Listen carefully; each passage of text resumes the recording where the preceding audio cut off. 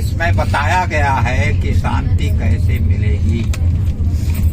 उसमें भगवान कहते हैं अर्जुन से, गुरु कहता है शिष्य से, अध्यात्म कहता है विज्ञान से, क्या श्रेयो हि ज्ञानम अभ्यासात् ज्ञानात् ध्यानम विशिष्यते ध्यानात् कर्म फल त्यागः त्यागात् शांति अनंतरम। क्या है? त्यागात शांति अनंतरम। त्याग के बाद तत्काल शांति मिलती है। अभी लड़कियों ने हमको कुछ खिलाया, हाँ, तो हमको तो सुख मिला, लेकिन लड़कियों को शांति मिली जी, क्योंकि उन्होंने त्याग किया जी। हाँ, तो त्यागात शांति अनंतरम। मातृदेवो भव क्यों कहा जाता है? पहले पितृदेवो भव नहीं कहा जाता, क्योंकि दुनिया में सबसे ज्यादा त्याग करती है वो माँ करती है। इसीलिए हमारे देश को क्या कहते हैं? भारत माता। चीन माता कोई नहीं कहता, उनकी संस्कृति अलग है। ब्रिटेन माता कोई नहीं कहता, अमेरिका माता कोई नहीं कहता, लेकिन हमारे यहाँ भारत माता की जय।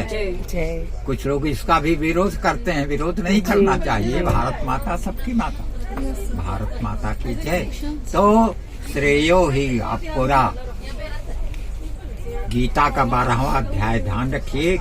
गीता में कुल कितने अध्याय हैं? 18। और उसका 12वां अध्याय का नाम ही है भक्ति योग। भक्ति योग में केवल 20 श्लोक हैं, और इसका 12वें अध्याय का 12वां श्लोक क्या? श्रेयो ही ज्ञानम अभ्यासात्, अभ्यास से बढ़कर है ज्ञान, ज्ञानात् ध्यानम विशिष्यते, ज्ञान से बढ़कर है ध्यान, ध्यानात् कर्म फल त्यागः, ध्यान से बढ़कर है कर्म कीजिए लेकिन फल की इच्छा न कीजिए। हाँ, फल का त्याग कीजिए। और इसीलिए कहा गया है त्यागात् शांति अनंतरम। त्याग से देर में शांति नहीं मिलेगी, त्यागात् शांति अनंतरम, तत्काल त्याग से शांति मिलती है। हाँ, तो बच्चों जीवन में ज्ञान को अपनाओ, हाँ, और त्याग से शांति मिलती है जीवन में। त्याग को अपनाओ। और गीता का 6ठे अध्याय का नाम है आत्म संयम योग। दुनिया में वही आगे बढ़ता है जो संयमी होता है। हाँ? इंग्लिश में है cocks crow in the morn, they tell us to rise, and he who lies late will never be wise. For early to rise and early to bed makes a man healthy, wealthy and wise. हाँ? तो त्यागात् शांति अनंतरम। और उसके अलावा कर्म योग का 6ठा अध्याय का नाम ही है आत्म संयम योग। गीता में 3 योग प्रमुख हैं। पहला है कर्म योग, दूसरा है भक्ति योग और तीसरा है ज्ञान योग। हाँ, और क्या अध्याय है? 18। और हर योग के लिए 3 अध्याय। पहला षटक का मतलब पहले अध्याय से 6ठे अध्याय तक कर्मयोग, दूसरा षटक 7 अध्याय से 12 अध्याय तक भक्ति योग, तीसरा षटक 13वें अध्याय से अंतिम 18वें अध्याय तक ज्ञान योग। हाँ, तो कर्मयोग का अंतिम अध्याय है क्या? 6ठा अध्याय आत्म संयम योग।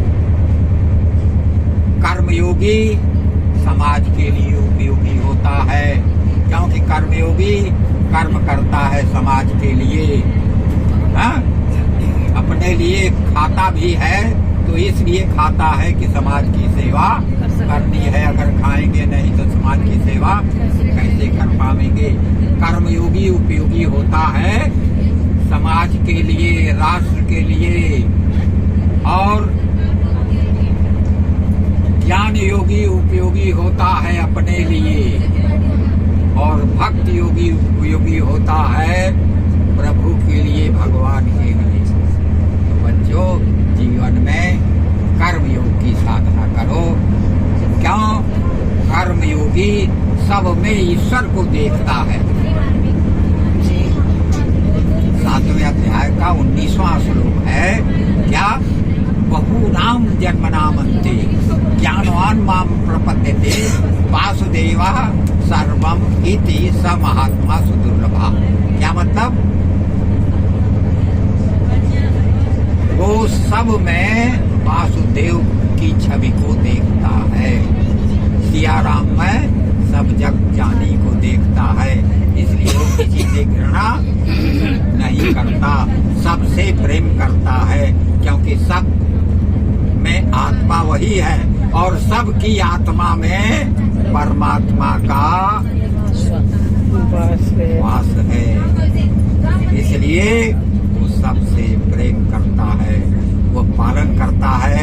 सहनावतु सहनौ भुनक्तु सह वीर्यं करवावहै तेजस्विना मा वधीतमस्तु मा विदुषावहै। माँ विदुषावहै उसके बाद होता है ओम शांति शांति। जब आपस में किसी से द्वेष नहीं करेंगे तब क्या होगा? तभी शांति की प्राप्ति। क्यों? किसी से द्वेष करना, इसका मतलब प्रभु से द्वेष करना है। हाँ? और सबके अंदर भगवान है। सर्वस्य चाहम हृदय सन्निविष्ट। भगवान कह रहे हैं मैं सबके हृदय में विराजमान हूँ। ईश्वरा सर्वभूतानाम हृदय से अर्जुन तिष्ठति। अर्जुन ईश्वर प्राणदाता के हृदय में विराजमान है। तो क्या करें? स्वकर्मणा तमभ्यर्च्य। उस वो ईश्वर जो सब में विराजमान है, स्वकर्मणा अपने सुकर्मों से उसकी पूजा करके सिद्धि विन्दति मानव सिद्धि को प्राप्त होता है। आप सब जीवन में सिद्धि को प्राप्त करें, अपने लक्ष्य को प्राप्त करें, यही हमारी शुभकामना।